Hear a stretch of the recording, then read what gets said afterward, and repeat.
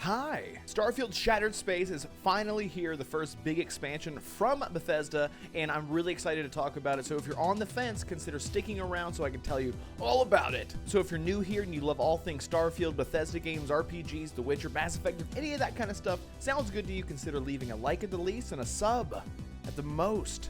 Thank you so much! Let's go. Wanna be a renegade? Red wolf. Red wolf renegade. Red wolf renegade. From the very moment that Shattered Space begins, you get a very different vibe from what we are used to. Everything from the ambience to the brand new music introduced in this expansion, everything falls into place as a great step in the right direction for the future of Starfield. So I'll be using some screenshots in this video just to avoid showing too much, because I don't want to, show everything and leave less for there to be discovered by you, because I want, you guys to be surprised about what you run into, and I don't want to take any of those surprise elements away. After getting into the prologue of the DLC, something hit me.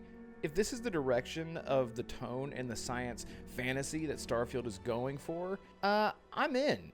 This expansion gives me the vibes of Star Wars or even Star Trek, even though I'm not a big Star Trek fan. I think it's because of the juxtaposition of what we have had with the main story and its science fantasy versus what we are getting here in Shattered Space is something very unique, and it's starting to make me think that I might have misunderstood the whole tone of Starfield to begin with. I used to think Starfield, like Bethesda would say, it's NASA punk, more grounded, more science fiction than science fantasy, and so on.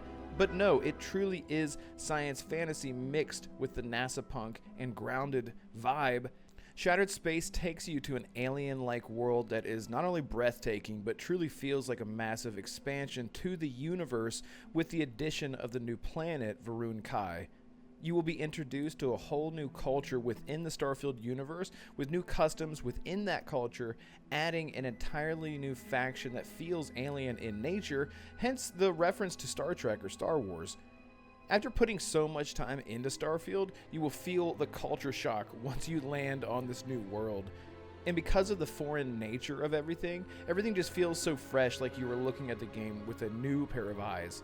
The story in Shattered Space is very compelling, especially if you hang on to the tidbits of audio logs that you have the option to grab in the prologue of Shattered Space. This sets up such a cool mystery with exactly, what is going on with the cosmic horror event that was caused by an entire community on an entirely new planet with an entirely new religion. There are revelations about who you think is good, bad, and who you think was even real. One of the things that I love so much about Shattered Space is the dark tone. Something that a lot of people have had conversations about with Starfield is that how it comes off as overly hopeful or overly optimistic, especially in terms of the approach with Constellation. I ran into quests that really made me question the outcome because of the more mature approach and darker themes with quests and decisions within them and the characters that they are affecting. Not only is Shattered Space way more dark and mature, but it has a completely new soundtrack that elevates the original soundtrack with a dark twist on it.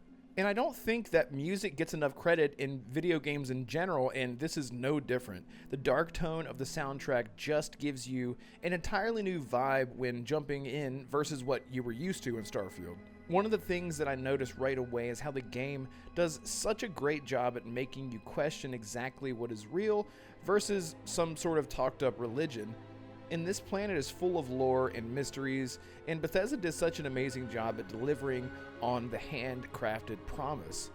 And honestly, after seeing this new handcrafted planet, it really makes me appreciate all of the other main settlements like New Atlantis, Aquila City, and so on, because it seems like having so many handcrafted areas, huge areas already in the game, I think that the complaints of exploration really were focused on landing on planets that didn't have those big settlements and didn't have much on them to begin with, which in turn took people's attention completely away from the great handcrafted planets that we already had. I think about games like Cyberpunk 2077, where we had one massive city with a lot of desert in between the smaller areas. In my opinion, this is where I get really excited for the future of Starfield. If you can imagine 5 years from now having even more handcrafted planets, huge expansions, changes to systems and exploration, I think Shattered Space sets up a great launching point to work off of.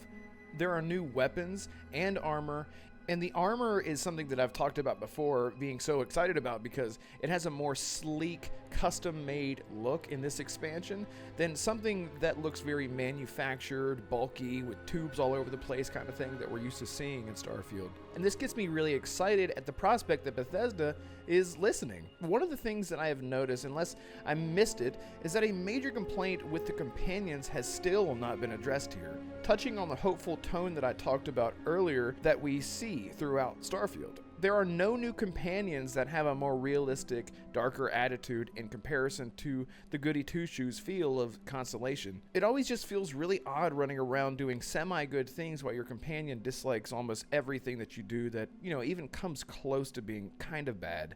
I do hope that we get companions in the future that will align with our interests, whether that be good, bad, or middling.